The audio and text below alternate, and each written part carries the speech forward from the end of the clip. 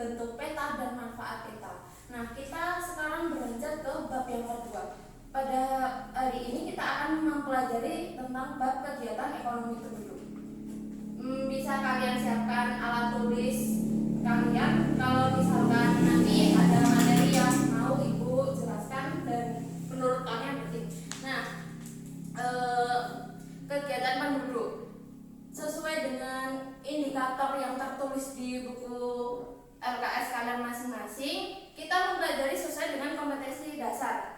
Ibu sebutkan ya, kita mempelajari ada 4 subbab, yaitu tentang mata pencaharian penduduk, bentuk-bentuk penggunaan lahan di pedesaan dan perkotaan, pola pemukiman penduduk, dan persebaran pemukiman penduduk di berbagai bentang dan lahan. Nah,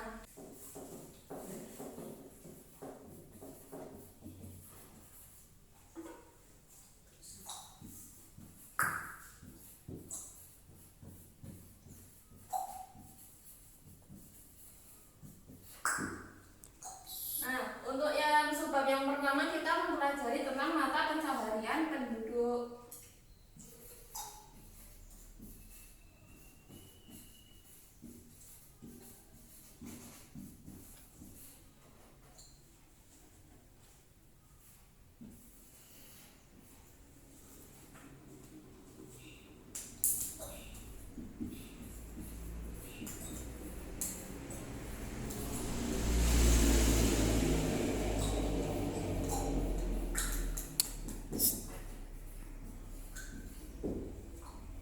Kalian tahu nggak mata pencaharian? Mata pencaharian itu nama lainnya apa? Sinonimnya? Iya, pekerjaan. Jadi kita mempelajari tentang pekerjaan atau mata pencaharian penduduk dalam kegiatan ekonomi. Dalam bab ini ada 2, yaitu kita membahas tentang di bidang pertanian dan bidang non pertanian. Bisa kalian tahu nggak mata pencaharian di bidang pertanian itu seperti apa saja? Bertani. Ya, bertani, pertanian, apalagi? Perkebunan, persawahan, di pertanian.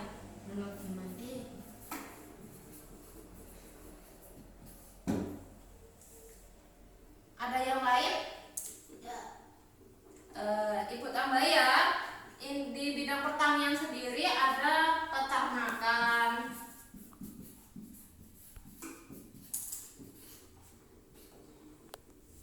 perikanan,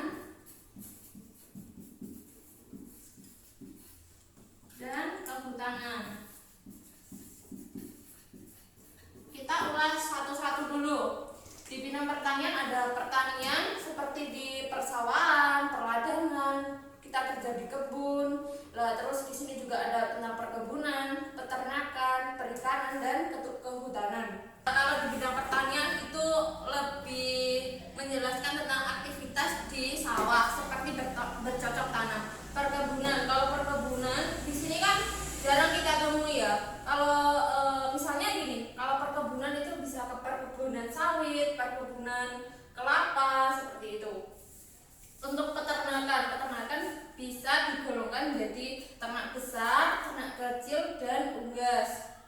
Kalau membahas tentang perikanan ada 2, yaitu perikanan di darat dan di laut. Mungkin kalian masih bingung, kok ada ya perikanan di darat dan di laut? Contohnya gini, kalau di darat itu seperti tambak atau yang ada di sebelah sana itu ada. Kalau di laut itu seperti ya mancing di situ. Kalau di laut itu ya kayak miang, ambil Nelayan. seperti nelayan. Kalau di sektor kehutanan itu seperti di KPH, TPK atau tempat pemotongan kayu. Biasanya orang-orang yang kerja di situ itu mengurusi tentang sumber daya alam seperti kayu, pepohonan seperti itu. Kita mempelajari yang satunya lagi. Setelah kita mempelajari bidang pertanian, kita mempelajari yang bidang non pertanian. Kalau bidang non pertanian ada 3 ya, sesuai dengan buku. Yang pertama tentang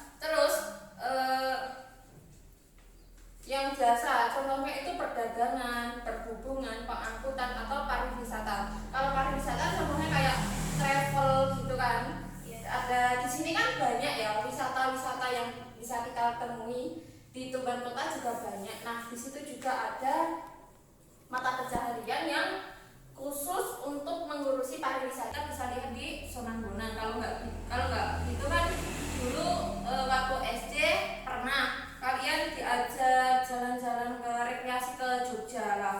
Di situ kan mesti ada kayak pemandu wisata. Tapi dari materi ini sudah ada yang kalian tulis apa belum? Kalau sudah, kita beranjak ke subbab yang kedua. Sudah? Sudah.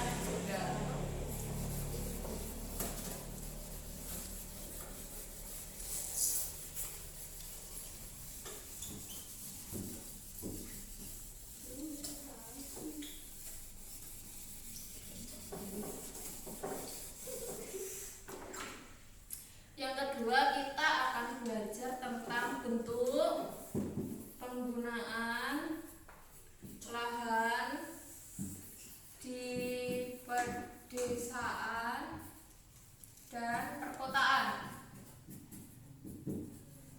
Dengan sebab ini, bentuk penggunaan lahan ada dua. Penggunaan lahan di pedesaan dan lahan di perkotaan. Contohnya kalau di wilayah pedesaan itu struktur lokasinya itu bisa kalian lihat. Di sini kan ada pantai. Contohnya ada di pantai apa yang di wilayah Banjar itu? Kalian sudah pernah ke situ belum? Belum. Ada di Sowan, PB atau perbatasan, dan masih banyak lagi. Yang kedua, pegunungan atau dataran tinggi. Biasanya wilayah ini cocok digunakan untuk pertanian, menanam sayuran, buah, perkebunan teh, dan kopi. Kalau yang ketiga, kita mempelajari di daerah dataran rendah seperti pertanian, cocok untuk persawahan, perkebunan seperti menanam kelapa, pohon tebu, dan karet. Yang keempat, kita mempelajari di daerah kering. Kalau di daerah kering ini cocok untuk melakukan peternakan. Bisa kalian pahami yang mengenai materi ini? Bisa. Kita lanjut yang penggunaan lahan di wilayah perkotaan itu biasanya digunakan sebagai pusat perdagangan, pertokoan atau perkantoran. Kan contohnya seperti di Surabaya. Surabaya itu kan banyak gedung-gedung tinggi, itu yang digunakan sebagai perkantoran, banyak ruko untuk digunakan sebagai industri perdagangan. Yang selanjutnya, yang kedua, permukiman, pusat pendidikan, pusat industri. Kalau permukiman itu biasanya kan banyak hotel, banyak kos-kosan, terus yang sebagai pusat pendidikan itu contohnya di Surabaya ada Universitas di Surabaya. Kan di sana kan universitasnya itu lebih maju, teknologi pendidikannya juga lebih maju daripada yang di wilayah pedesaan. Untuk yang pusat industri kan di perkotaan itu banyak, kayak kemasan jajan-jajan ciki itu kan banyak diproduksi di wilayah perkotaan. Yang ketiga, kita mempelajari tentang di lokasi hijau, terbuka, dan jalan raya. Kalau di perkotaan itu, di sana itu banyak dibangun seperti taman-taman, terus jalan raya, jalan tol, seperti itu. Kalau yang keempat, lahan pertanian atau objek wisata. Sudah, mungkin dari bab ini ada yang ingin ditanyakan? Sudah paham semua? Sudah. Bisa kalian ulangi, bisa kalian sebutkan salah satu contoh penggunaan lahan di pedesaan. Bab ini sudah dijelaskan semua. Mungkin kalian sudah paham ya. Untuk menguji kemampuan pengetahuan kalian, sudah paham apa belum? Ibu mau tanya, untuk penggunaan lahan di perkotaan itu contohnya seperti apa?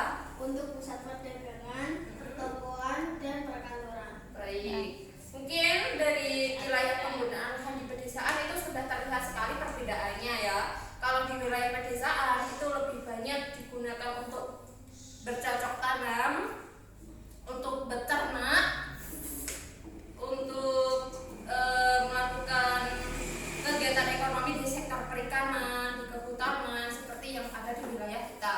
Kalau penggunaan lahan di perkotaan itu bisa dilihat seperti kita membangun industri sebagai pusat pertokoan atau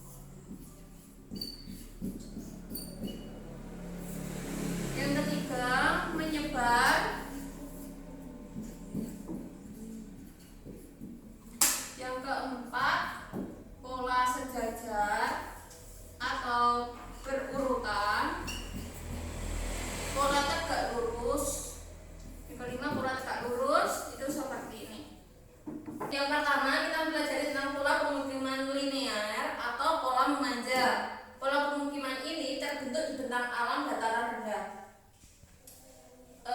Pola pemukiman ini terjadi karena adanya objek geografi yang membentuk garis terhadap objek geografi tertentu. Misalnya jalan raya, kereta api, sungai, garis pantai, itu kan polanya memanjang seperti ini. Maksudnya kan tidak bisa belok-belok atau seperti pola yang lainnya terpusat seperti itu.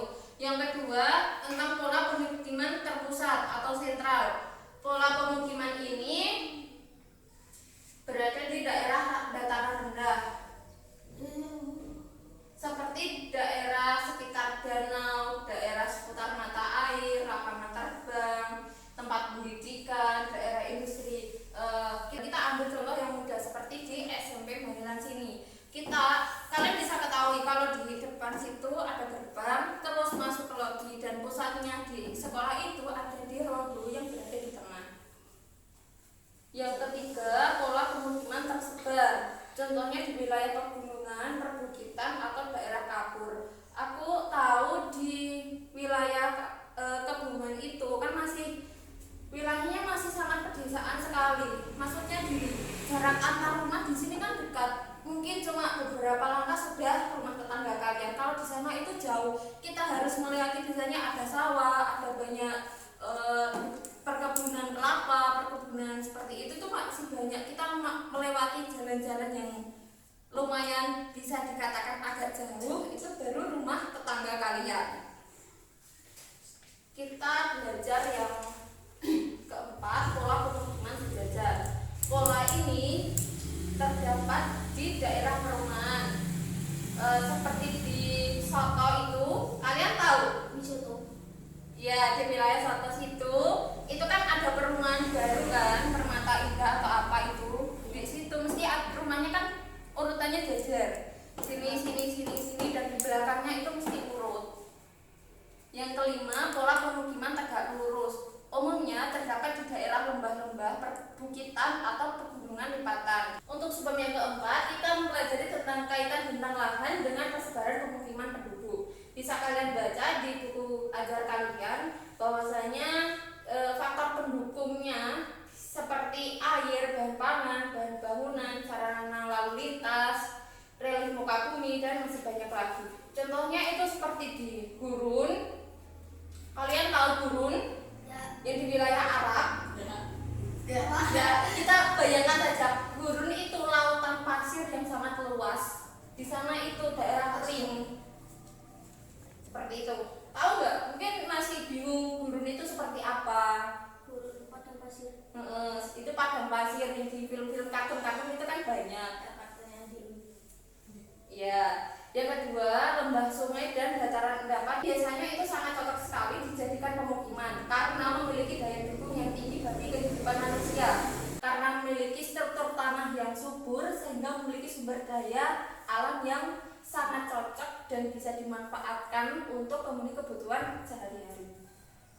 Mungkin kalian ada yang ingin ditanyakan atau bagaimana? Kalau tidak ya mungkin itu saja materinya. Kalian bisa mengerjakan tugas-tugas dan soal itu bisa kalian kerjakan terlebih dahulu. Sembari menunggu kalian ada pertanyaan atau